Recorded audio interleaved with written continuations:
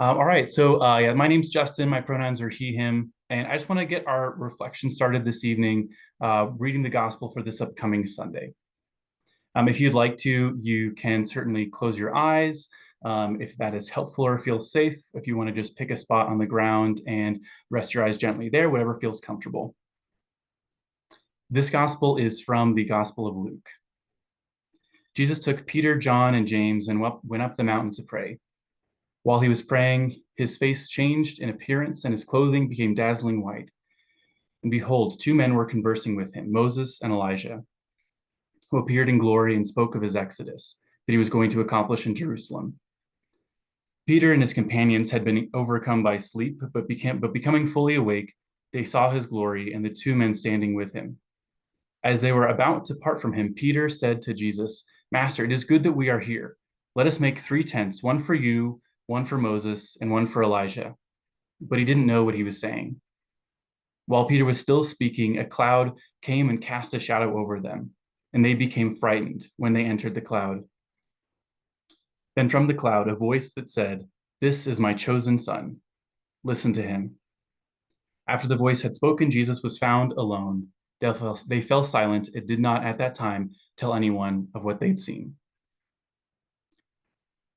So when I'm not helping with Lenten reflections, my full-time job is actually working as a hospice nurse, which is almost as depressing as it sounds, but I do get some fun stories out of it. A few weeks ago, I had a patient, and she was incredibly spunky. A combination of knowing she was going to die and having a little bit of dementia meant that she had absolutely no filter. And we knew kind of where she was at, that she only had a few weeks left, and her daughter that she was very close to was spending a lot of time with her. And so one day her daughter was sitting with her and just kind of overcome with her love for her mom, knowing she's not going to be able to say this to her for much longer, just said, "You know what, Mom, I want you to know I really love you."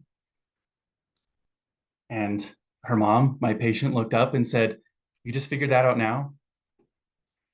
I think for so many of us, we need both that ability to share our love with others and also to receive that as well. There's that need in terms of affirming our identity and recognizing that.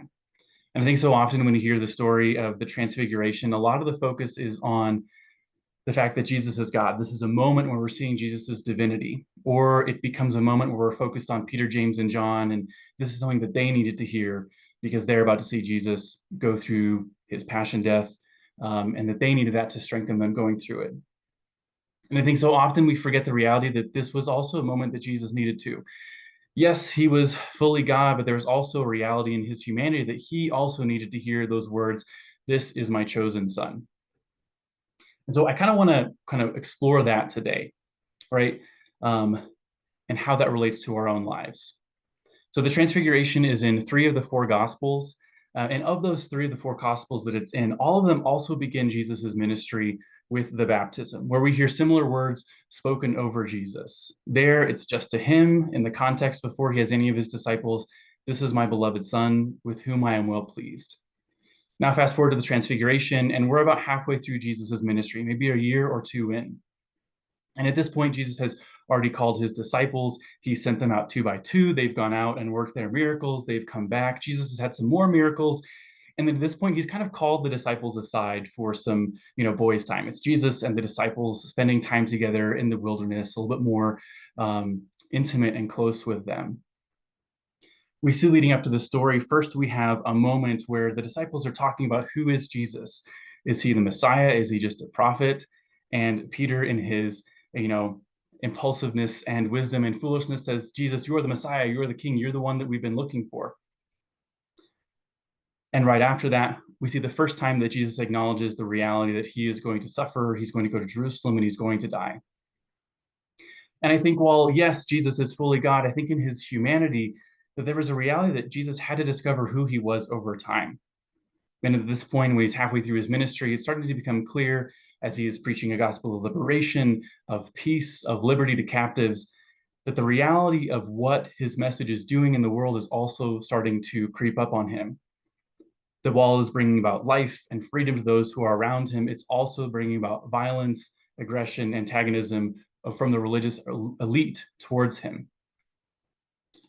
And so after Jesus makes this acknowledgement that, yes, this is who I am, He also notes one of the foundational things that we know about Christianity, that following Jesus, being who we are, inherently involves suffering, that it's something that we can't be avoided, but how we choose to engage with it does matter. And so I imagine all this time as Jesus is coming to a clearer picture of who he is, of what he's destined to be and become, knowing that suffering is in his future, that perhaps there was some anxiety.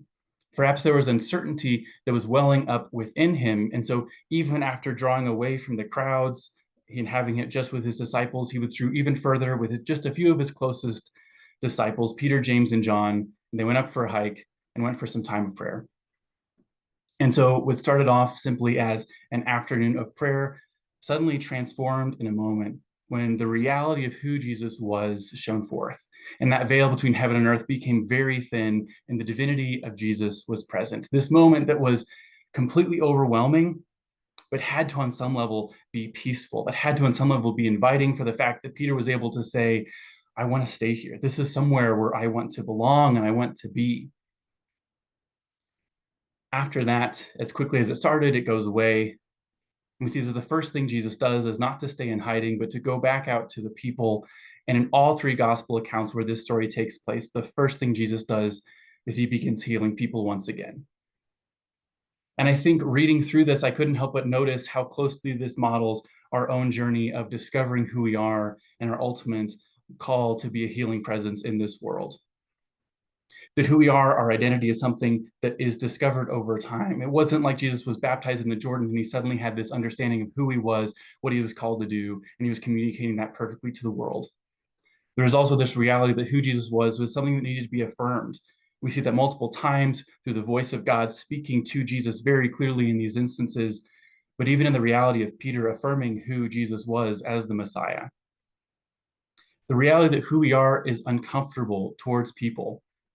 The reality that it's not always something that people are ready to experience and to accept. And that finally, by virtue of coming to an understanding of who we are, that we go forth and we are a healing presence in this world. But something I want to note here, of course, is the reality that that very intimate moment, that moment where Jesus displays the fullness of who he is, in that moment of transfiguration where he is fully human and fully divine, the core of who he was wasn't just shared with everyone. It wasn't even shared with all of his disciples. It certainly wasn't shared with the crowd. It was shared with a select few, those people who could just barely begin to receive that and accept that. And I think it's a reminder for us that the core of who we are, the most intimate level and sense of who we are and our identity, is something that we share with those who are closest to us, with those who can accept us and love us fully for that. But that doesn't mean that we're hiding who we are. It means that that deep knowledge, that affirmation, the understanding of the incredible, beautiful creation that we are in God's eyes is something that propels us to go out, to go forth to others, and help to bring about healing and connection. So just a reminder here that Jesus models for us what it means to embrace our identity, that inherently there is struggle, that there will be misunderstanding, that there's that need for affirmation and acceptance from God, from others, and ultimately from ourselves. And that finally, our life is a gift to the world that brings about healing.